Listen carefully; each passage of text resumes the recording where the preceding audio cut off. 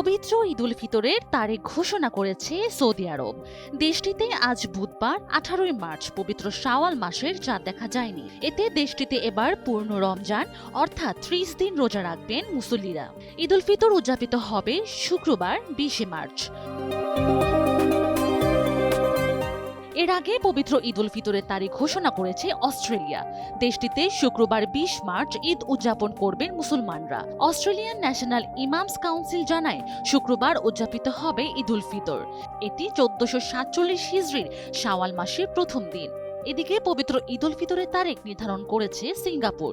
সিঙ্গাপুরের কর্মকর্তারা জানান শনিবার 21 মার্চ ঈদ উল ফিতর উদযাপিত হবে, কারণ জ্যোতির্বৈজ্ঞানিক তথ্য অনুযায়ী বিকাশ পেমেন্টে 10,000 টাকার বেশি অফার।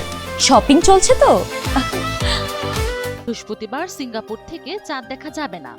অন্যদিকে তুরস্কের সরকার জানায় শুক্রবার 20 মার্চ ঈদ উল ফিতর উদযাপিত হবে।